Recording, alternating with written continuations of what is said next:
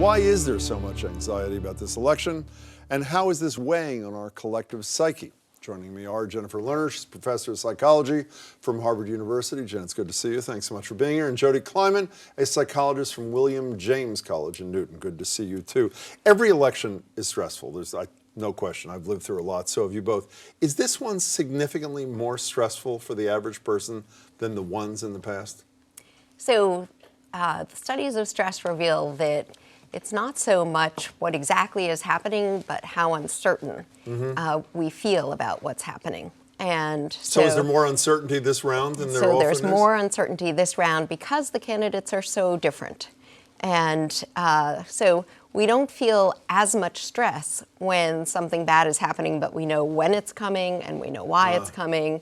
And instantly we can start to adapt to it. But prolonged uncertainty is one of the things that we human beings really don't like, and our bodies react physiologically to it. Do you see that when you talk to your patients? Absolutely. And is it just the uncertainty, or is there more to the picture? Well, I think there's both the uncertainty of the outcome of the election, but there's also that the outcome looks so different either way. And I think on top of that, you have the polarization of the American people.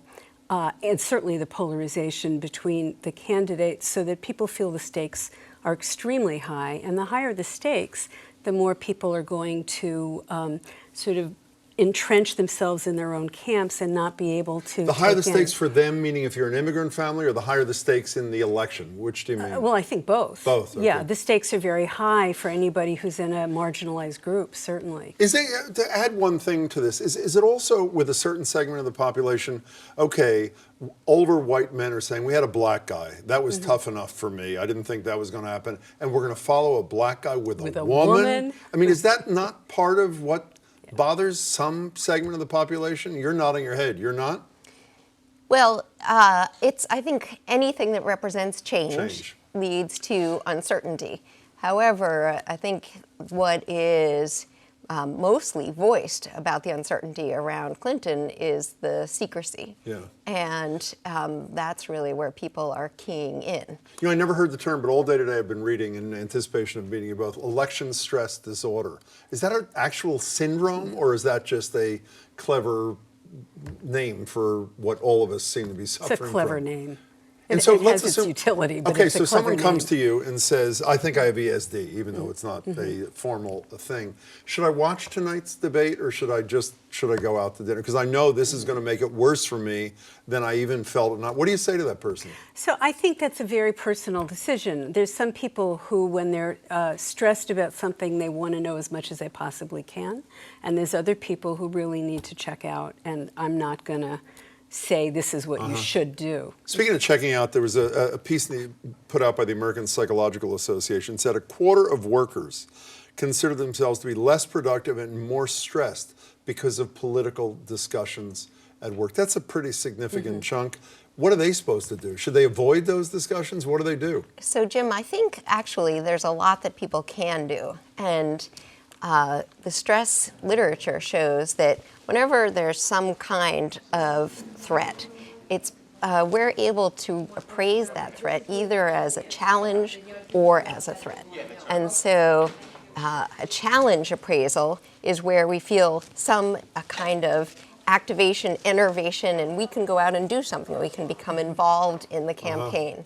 And that's a very healthy response. The threat response is more of a paralysis response. And so I wouldn't say people should or shouldn't watch the debate. What I would say is if they're interested in the debate, which hopefully everyone is, watch it, but appraise it in such a way that is enervating. And one way to do that is to focus on what you yourself can control. You know, speaking of you yourself, I am not the most self-aware person that ever lived. I know myself, but I know enough about myself to know that when I feel particularly stressed, my decision-making is atrocious. Almost without exception, I look back on that stress-based decision-making and say, I cannot believe that I did what I just did.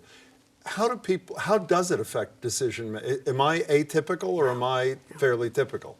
Well, you're fairly typical because when the stress system is activated in our bodies, we get increased stress hormone secretion, cortisol, that kind of thing. Yeah.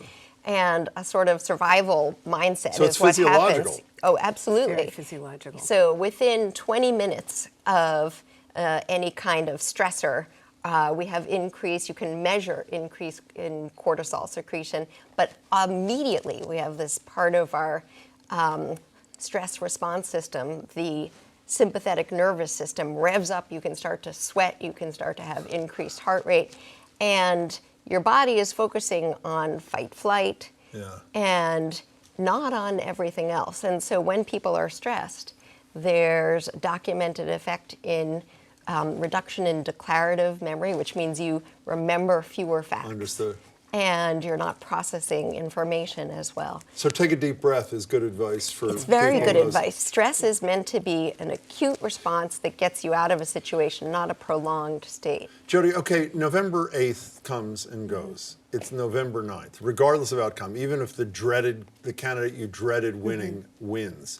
Does this start to dissipate? Do people accept reality, even if it turns out they're not crazy about the new So reality? there's two separate pieces to that. Do they accept the reality? Most people will.